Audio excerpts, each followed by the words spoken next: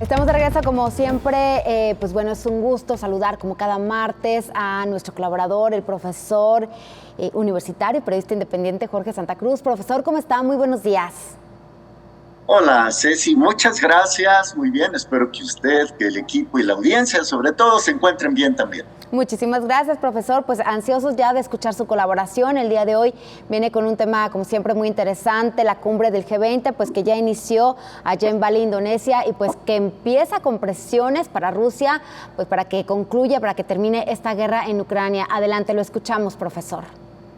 Sí, gracias, Ceci. Ha sido una semana muy intensa desde que tuve el privilegio de interactuar con usted y el equipo, la audiencia, la semana pasada, el martes pasado, porque han pasado muchísimas cosas, ¿no?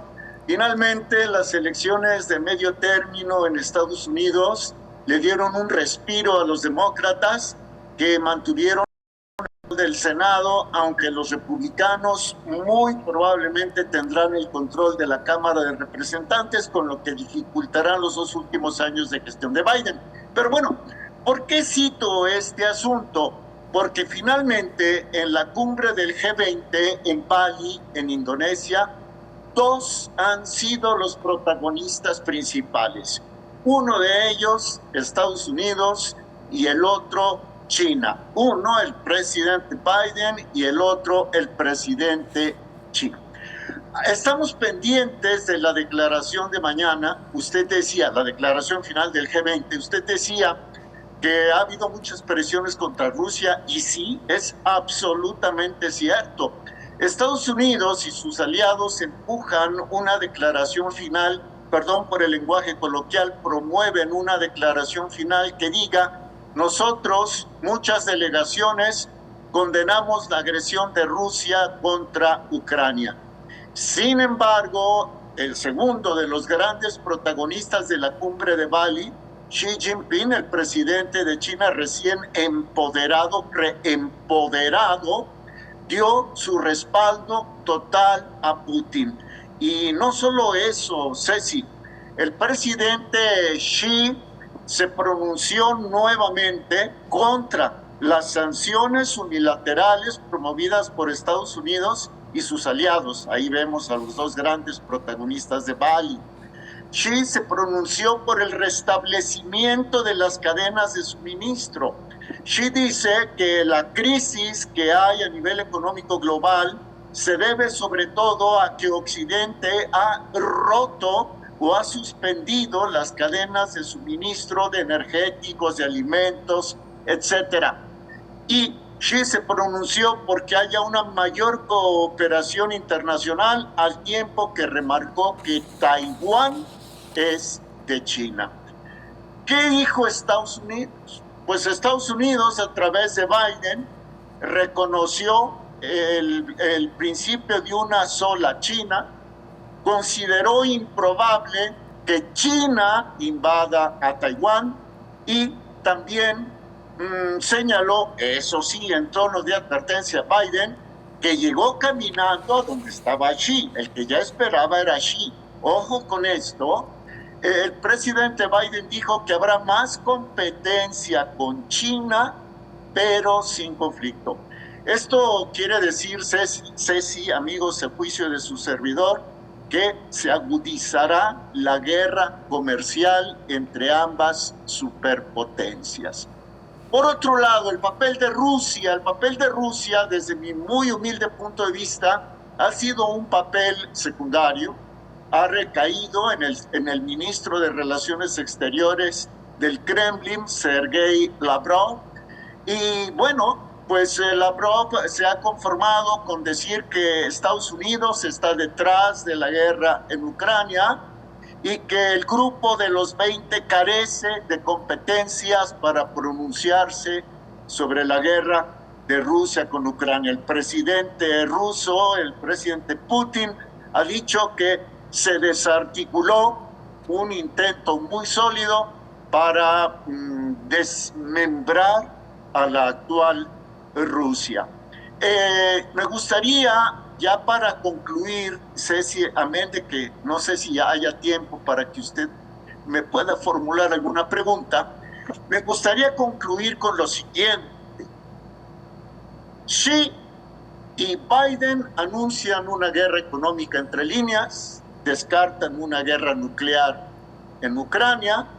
El exsecretario de Estado de los Estados Unidos, un hombre al que muchos tienen como gurú geopolítico, Henry Kissinger, acaba de declarar que tanto Xi como Biden son conscientes de las consecuencias del desastre económico y del impacto militar entre uno y otro.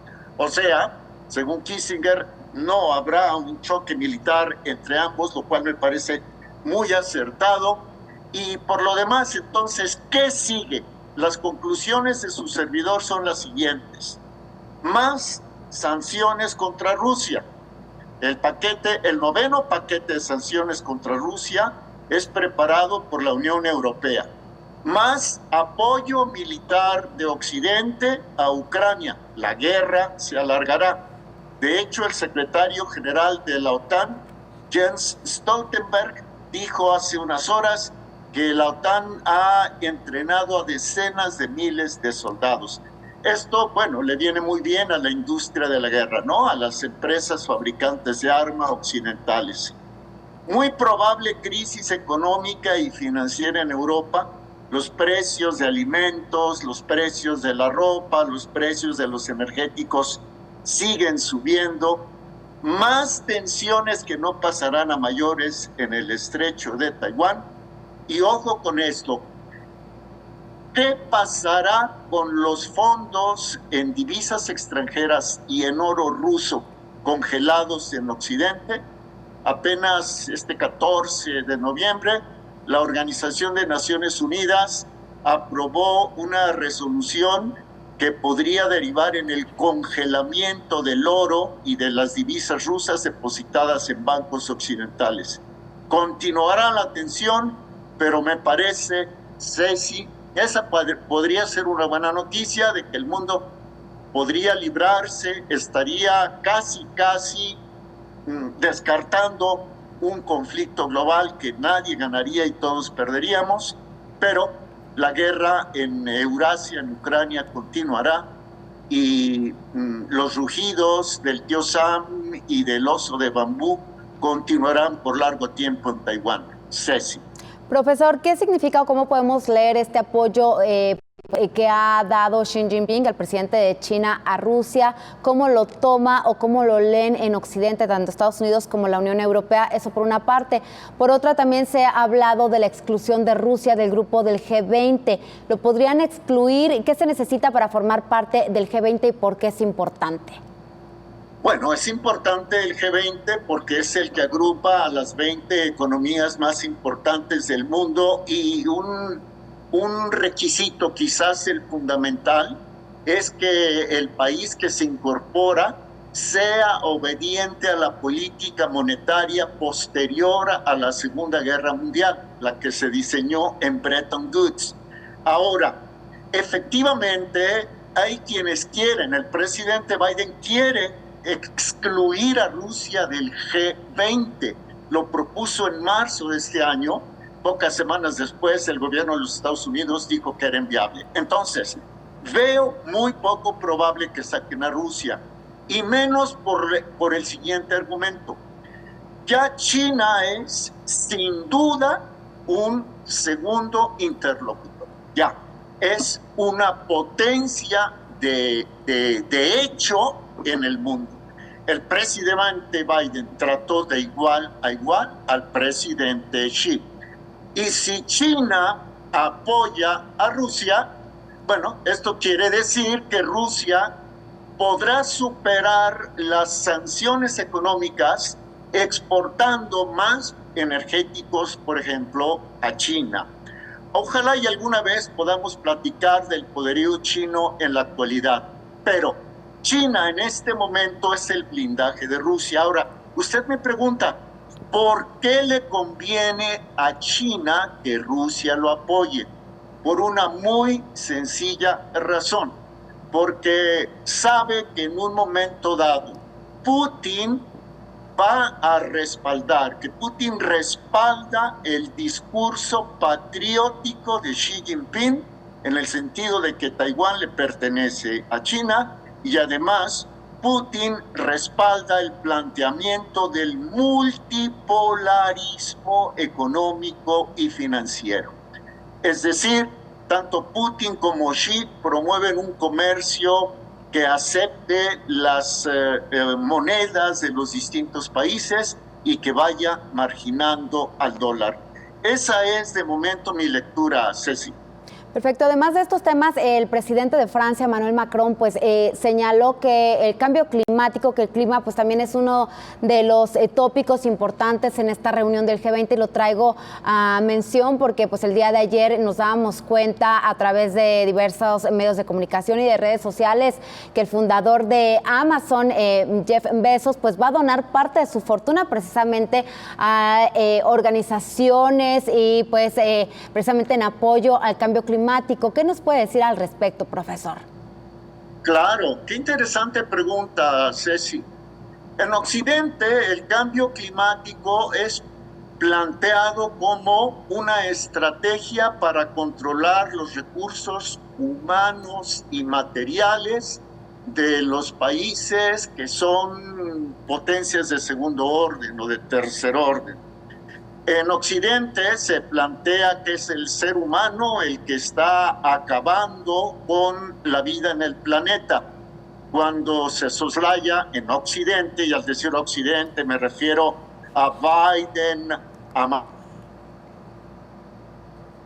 Macron, a Scholz, etcétera, los dirigentes occidentales, que son las grandes corporaciones pannacionales occidentales, las que más emiten huella de carbono, etcétera. En Occidente no hay tanto petróleo y gas como lo hay, por ejemplo, en Rusia y en países emergentes como Irán. Irán, por decirle algo, tiene las segundas reservas mayores de gas en el mundo. Entonces, para sacar de la jugada a los enemigos, a Rusia, China, Irán, promueven la agenda del cambio climático. Del otro lado, y con esto concluyo porque veo que el tiempo avanza. Así es. En Rusia, en China, pues dicen, no, si nosotros tenemos muchos hidrocarburos, vamos a seguirlos manejando. Perfecto. Como siempre es un placer escucharlo, profesor. Muchas gracias. Le mandamos un abrazo y nos vemos la próxima semana. Muchísimas gracias al profesor Jorge Santa Cruz.